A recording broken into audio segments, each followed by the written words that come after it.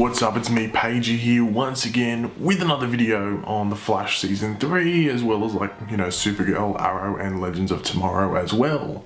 So just a heads up, I will be announcing the giveaway winner for The Flash Season 2 on Blu-ray, which I started just under 2 weeks ago. So just stay until the end of the video to find out if you won the Blu-ray.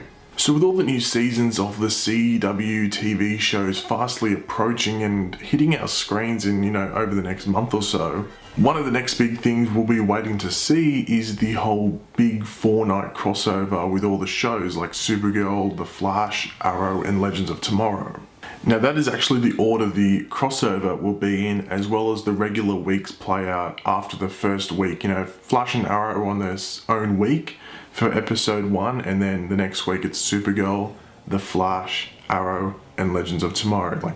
That's the order. Now I think it was said roughly about a month or so ago that it was Supergirl that would be the catalyst for the crossover between all the shows, which led a lot of people to believe that this would be the pathway for the Supergirl world to merge with the world that Flash, Arrow and Legends of Tomorrow are based on. Unfortunately, that does not seem to be the case anymore.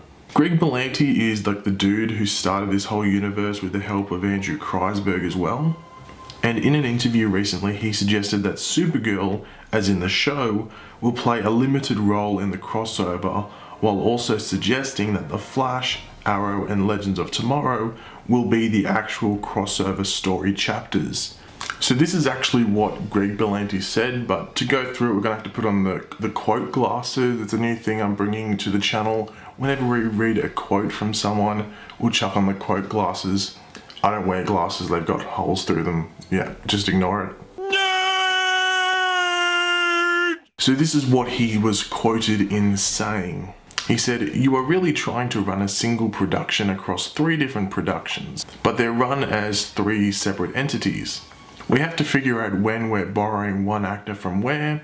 We're telling one cohesive story. Supergirl will participate, but the storyline doesn't actively begin there. There are some characters who show up in her episode, but the story begins with the Flash episode and goes to Arrow and then Legends of Tomorrow."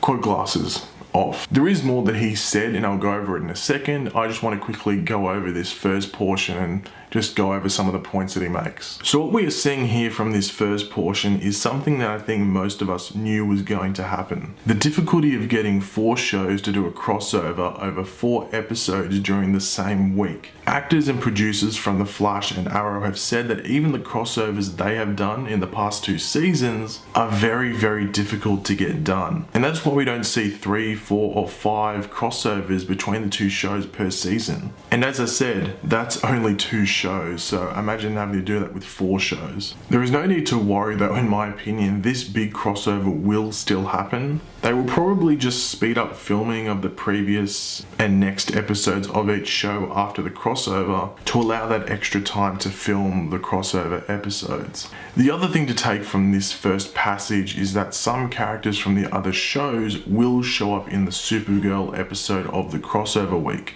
My bet is that one will obviously be the Flash or Barry Allen. In regards to other characters, I would have to put Oliver Queen or the Green Arrow up there, as well as Cisco. There could possibly be a member of the Legends of Tomorrow team to pop up as well, but I think Barry and Ollie will be the main people, with Cisco being there due to his abilities to, meddle with the multiverse. But to sum it up for this first part of the interview, Supergirl will be a part of the crossover. However, the show of Supergirl won't be involved in the multi-episode, multi-show story, if you know what I mean.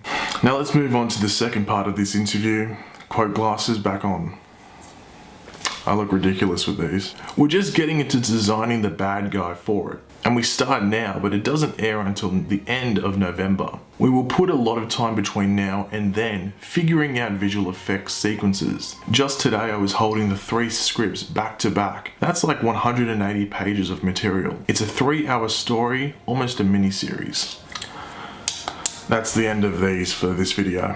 I'm sorry, it's over. Now what we can take from this portion of the interview is that the scripts for the crossover episodes on The Flash, Arrow and Legends of Tomorrow are completed. The Supergirl episode during the crossover week may still be in the works, just trying to sort out the logistical issues of it. Now, Greg Berlanti says they're just getting into designing the bad guy. Now, does this mean the villain will be a completely CGI villain like we've seen with Gorilla Grodd and King Shark on The Flash? Maybe it could be. It would be pretty damn cool if they did that. And seeing that they have all these heroes, teaming up, you would have to think the villain would be extremely powerful. But thanks for watching, guys. Who would you like to be the villain in the big crossover? And please, I think I've asked this question before, or people have just said it because I've mentioned it. Just don't put Darkseid or like the Anti-Monitor in the comments, because they're not going to be the villains. Like, Anti-Monitor has like the tiniest chance ever of being the villain, and that's if they're doing some like Crisis on Infinite Earths crap, which I don't think they're going to do. But yeah, just leave any type of like villain that would sort of need to be CGI, because it sounds like that's what they're doing. So try and think it up, go to the DC wiki and type in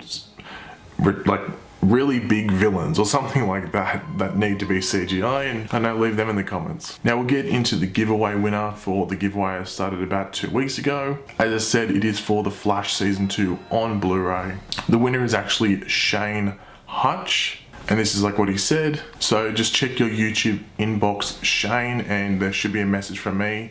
If there isn't, hit me up on Twitter. I know the YouTube inbox can be a bit weird, so if you have Twitter, hit me up. That link will be in the description for that. But thanks for watching, guys. As I said before, leave any comments. Who do you think is going to be the villain? If you enjoyed the video, make sure to leave a like and subscribe if you're new. I'll catch you later, guys, and goodbye. I'll wear the cloak glasses one last time to finish the video off.